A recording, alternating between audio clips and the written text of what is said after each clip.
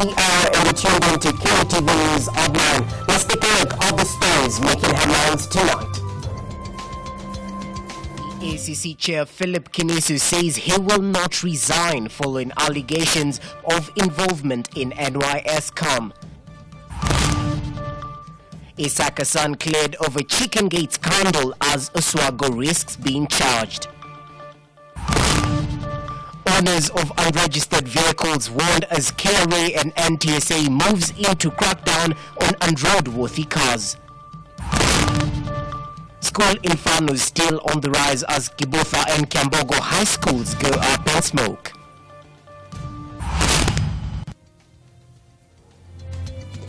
Welcome, my name is Jesse Rogers. The Ethics and Anti-Corruption Commission Chair Philip Kinisu says he will not resign unless it is proven that he committed a crime by transacting business with the National Youth Service prior to his appointment at the anti-graft body. Kinisu claimed allegations that the 35.4 million shillings paid out to his wife's company was part of the 791 million shillings lost in the NYS scandal are unfounded.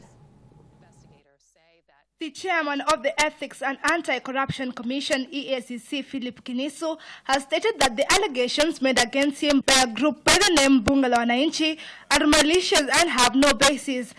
Resigning would be setting a terrible precedent, because what would happen tomorrow is that anybody can go out there and fabricate any allegation to serve their interests whenever they see a public official acting in a way that threatens their interest.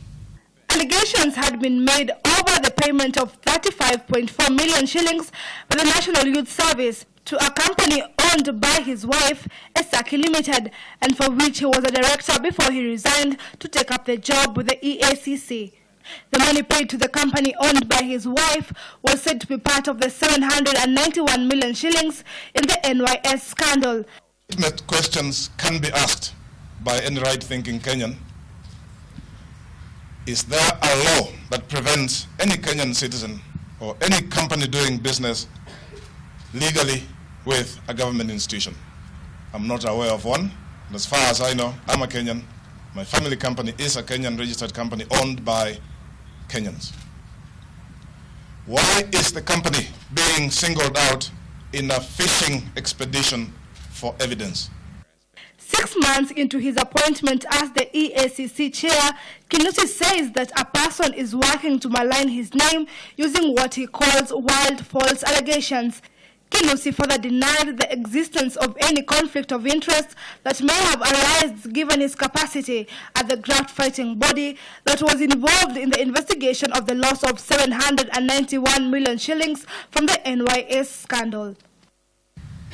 That case is being handled by an agency that is not within EACC. But that notwithstanding, I would still have taken this job knowing that we have done legitimate business with NYS. Do you kind of leave yourself out of a situation like this where we have to contribute to the fight against corruption just because you did business with an institution which in some other areas it has done problematic business? In fact, this wasn't anywhere in my conscience whatsoever. Kinisu also faces allegations of money laundering and failing to account for funds from the donors amounting to 5 billion shillings given to APHRC, an NGO which he chairs. There's things happening out there, a creation of somebody's imagination, stringing English words together to create some meaning, and then it comes through as an allegation. Money laundering? Do you know how serious that is? Apparently, Bunga la Wananchi had a copy of that letter. They showed it, they gave it to the nation. We asked the nation to give us a copy. They promised they're going to show it to us.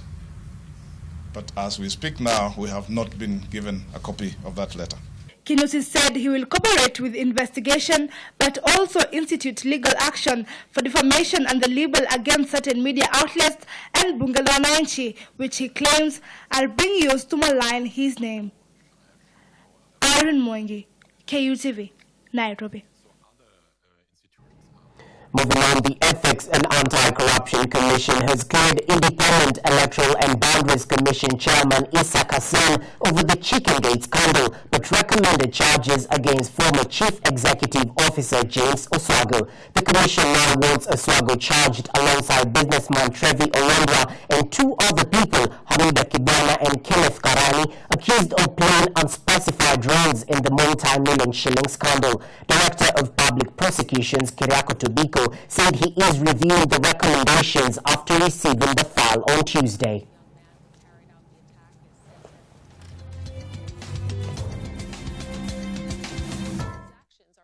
Moving on, the Joint Parliamentary Select Committee on Electoral Commission Reforms has dismissed the views of the Justice and Legal Affairs Committee that absolved the Election Commission bosses team of any blame over the 2013 electoral failures. The chairman of the committee, Senators James Orengo and Kiraitu Murungi, instead said the Justice and Legal Affairs Committee, led by Ahmed Kwon, Member of Parliament Samuel Chepkonga, should hand over the report to them as part of a wider view of considerations. The Chepkonga team had tabled a report in Parliament today to clear the commissioners of any wrongdoing. The report made today in Parliament by the Justice and Legal Affairs Committee that cited that the commissioners of IEBC had no wrongdoings has met sharp reaction from the Joint Parliamentary Select Committee, saying it had no valid investigations. The petition is premised. First, that the petition is submitted does not disclose sufficient ground as contemplated under Article 251 of the Constitution for the removal of the chairperson and members of the Independent Electoral Boundaries Commission, IEBC. The Chepkonga-led team stated that a petition by Barasa Nyukuri does not have watertight evidence to push for the removal of IEBC commissioners. The question of the appointment of the commissioners of IEBC lies with the National Assembly. And we are not begging that is our responsibility. So when someone from the other house says that we are interfering, we do not know that it has nothing to do with the governor. Marungi said that the committee would ask the National Assembly Speaker to stop the work of Chepkonga team, saying they were interfering with what he said was a process accepted by all Kenyans. Siaya Senator James Orengo, a co-chair of the committee, said the Joint Select Committee was a result of a joint process that was superior to any other process. Anna Masharia, KUTV. Moving over to politics, the chief opposition leader Raila Odinga today held his second tour in Luanda, Vihiga County in a bid to stem out rebellion brought about by leaders from the region. Raila rubbished allegations that he had belittled and diswrangled leaders from the region. He further added that come the next general election, if they choose him as the president, he will bring development in the region. He was accompanied by Kakamega Governor, who is deputy chairman of ODM Party, Oparanya, who urged the citizens to support ODM Party.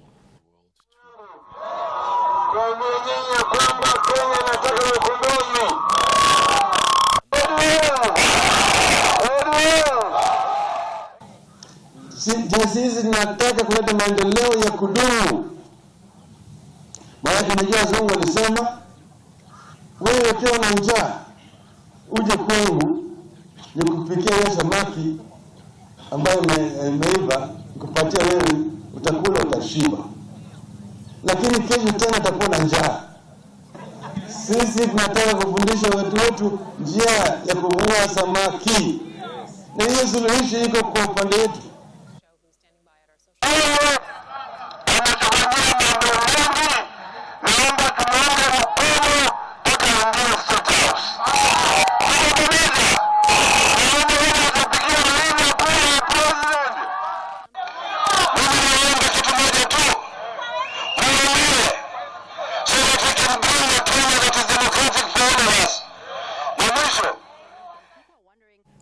Now, car owners are warned to be on the lookout, and this is why the Kenya Revenue Authority and National Transport Safety Authority will be working together in a bid to crack down on unregistered vehicles on the road. According to the Kenya Revenue Authority Commissioner General John Jiraine, only 25,000 vehicles have been registered out of more than 1 million on the roads. Motorists are being urged to register their vehicles before the authorities hunt them down. Motor vehicle owners have every reason to worry over the new developments being initiated by the National Transport Safety Authority together with the Kenya Revenue Authority. The authorities are working on a bid to curb unvalidated vehicles and therefore will be cracking down on all unregistered vehicles on the road. According to Kenya Revenue Authority Commissioner General John Jiraine, the habit of transiting stolen vehicles out of the country is common in the Kenya market, and as such we're working with the local authorities in a bid to repatriate vehicles that have been stolen from there. They stated that it may take time to work on the process, but the plan to eradicate unregistered vehicles out of the road is still on. So it's not that the vehicles coming to the country without knowledge. They'll come into the country, but they're coming into the country in a transit country. We can't prevent them. But then what people will do is precisely what has happened in this particular case. That they will try and infiltrate systems because they know they will not go to the NTSA and get the registration regularly. They will not be able to do that. They will not be able to get it properly. This is fraudulent registration. Director General of NTSA Francis Major as well put across that they have come up with an electronic system that is aimed at registering vehicles to enhance validation and security of vehicles, as well as ease the load of the owners registering through physical means. This event identifier will have a chip on the windshield, and it will contain the details of that vehicle, the registration number, the owner, the chassis number, the color of the vehicle, all that will be there. So that will complement the secure number plates that we are trying to procure. That will secure the number plates even further. Elsewhere, the Kenya Revenue Authority is set to give out a report on cargo lodging at the port pending expiry date tomorrow. The taxman will also issue a report on illegal car importations. Yesterday, Kenya Authority announced it has suspended lodging of documents for hundreds of containers and vehicles set for auction tomorrow. This move is intended to avert a crisis in case cargo is auctioned yet the importers already paid taxes. Joseph Kaguru, Chief Manager, Port Operations, explained. This is the second auction this year, with the first one being held a month ago. Part of the goods that were not sold then will be offered for sale tomorrow. This is according to customs officers. Maria Kisina, KUTV. There you have it. Do register your vehicle before the authorities actually impound it. We'll now take a very short breather on KUTV News Online. Much more to come, so please stay with us.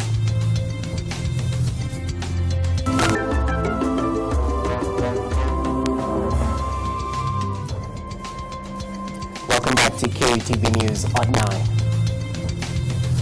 On a sub note, about 75 students from Kibotha Girls High School in Kangema, Murang'a County yesterday spent the night in the cold after a fire gutted down the dormitory. The ongoing fire incidents in the country continued, with students from Kiambogo High School in Naivasha setting 2 dormitories on fire. Following the Monday night incidents, police arrested 19 students for interrogation as investigations into the incident started.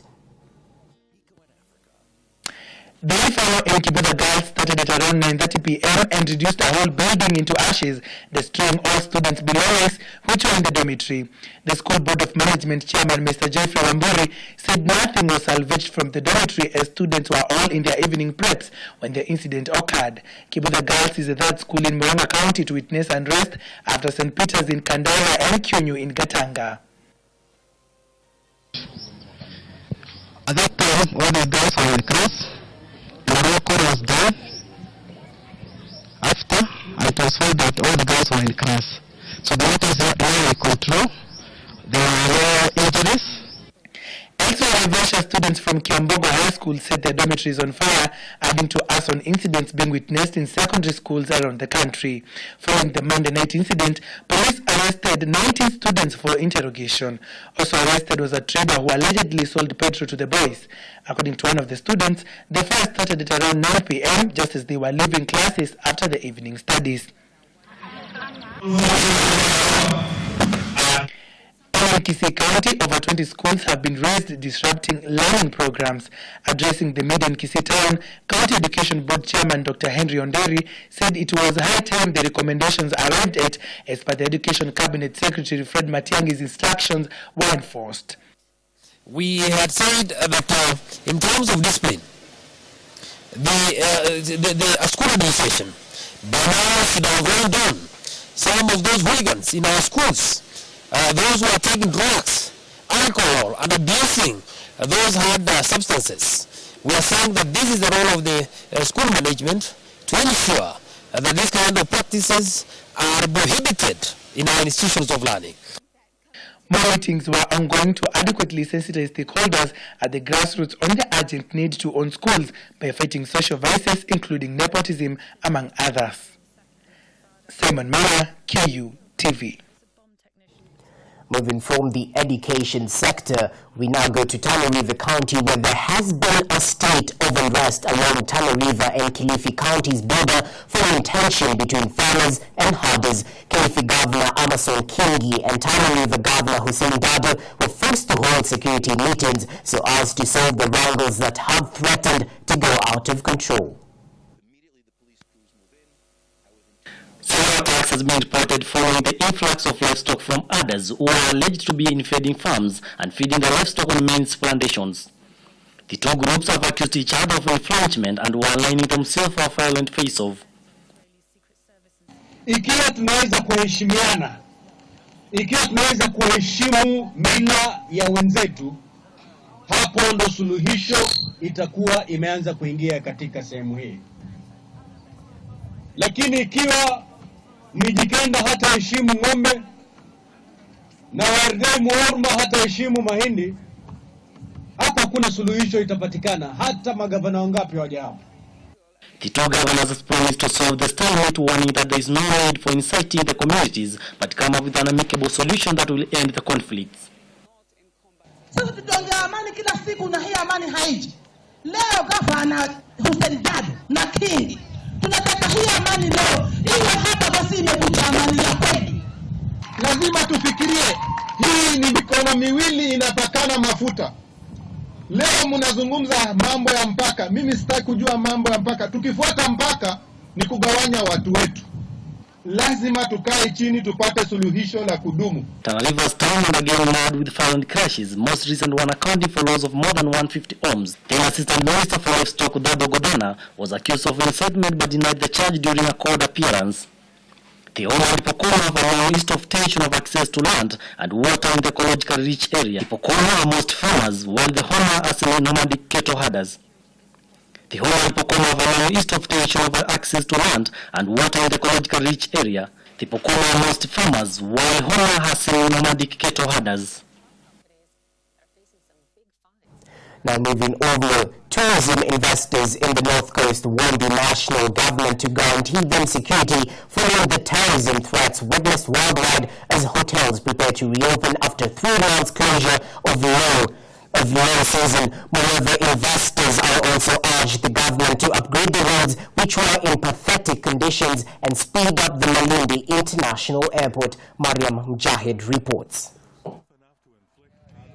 Tourism sector is a major foreign exchange earner in the country, and recently the industry has taken a hit from security lapses that has led to its decline as a result of less influx tourists. Hotel services, which is a major beneficiary, has suffered big time. Now investors in the North Coast region have urged the national government to guarantee them security following the terrorism threats witnessed worldwide as hotels prepare to reopen after it had closed its door over terrorist threats. And most of the attack comes into the attack the tourist from where? From the beach, from the road. Here I ask to help me about the security. This is the major issue. Kenya has committed to allocating more than 220 billion to improve security in this year's budget. Continued terrorist attack linked with the Al-Shabaab militia, including the April 2015 attack on Garissa University College, have put the country's normally booming tourism industry into difficult times. Mary Mujahid, KUTV. Malindi Member of Parliament William Tango has dismissed claims that he is ditching ODM while timing them as rumors that are aimed at soiling his political career. Still in the coastal region, political division have heightened ahead of the 2017 general election, which is barely 13 months away. Groups allied to the Orange Democratic Movement rebels are said to be gaining momentum in a bid to gun down votes for the ruling party, Jubilee.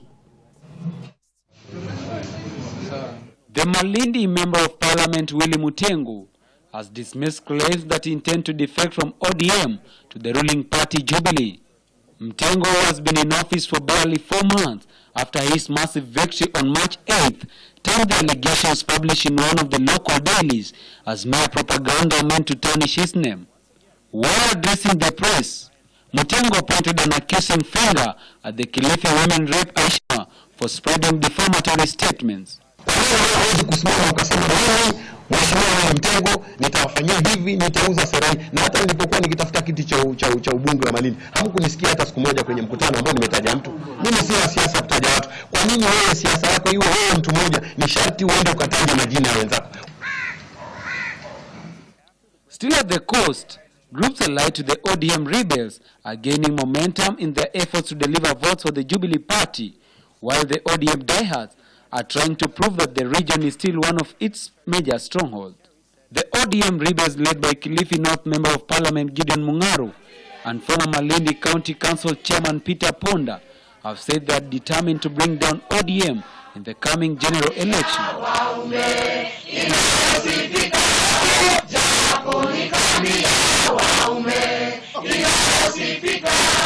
Sisi tumekubaliana kwa kauli moja na tunaendelea kuhamasisha watu wetu. The next governor of Kilifi County ni Mheshimiwa Gideon Mungaru. Na the next president ambaye atapata kura nyingi sana katika mkoa wa Pwani ni Mheshimiwa Uhuru Kenyatta. The group of Jubilee supporters dubbed Team Mungaru and Team Jubilee were angered by the recent statement by Juma, who vowed to challenge the former ODM minority chief whip and ensure he doesn't succeed in his mission. Kelvin Ogome, KUTV. One story by Kelvin Ogome from the coastal region brings us to a very short break, but we'll be back with the latest in sports. Please stay with us.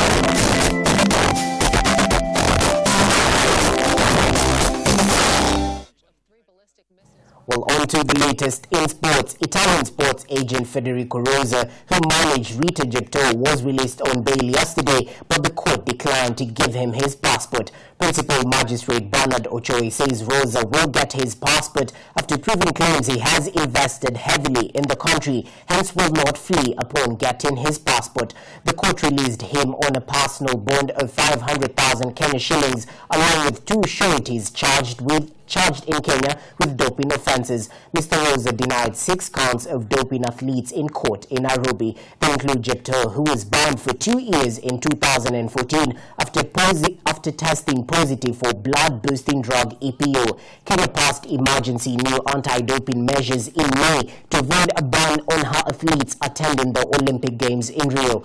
Mr. Rosa is a director of Italy-based sports management company Rosa & Associati, had been remanded in police custody until Monday.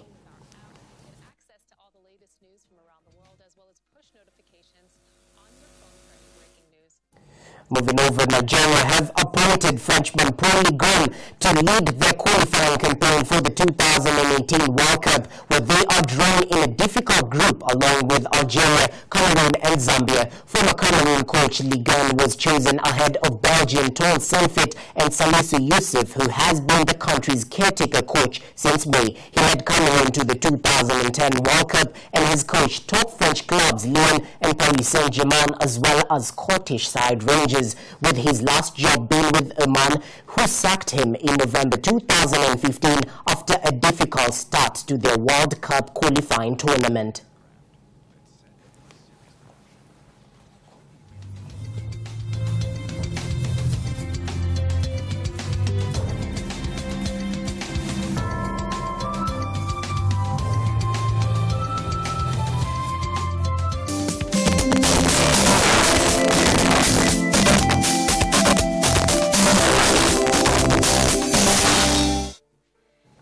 Well, it's approximately 40 minutes past the top of the hour. Thank you so much. We have come to the end of today's live news bulletin. My name is Jesse Rogers, and as usual, you'll find me here tomorrow, same place, same time, for a more interactive news bulletin. Have a good night.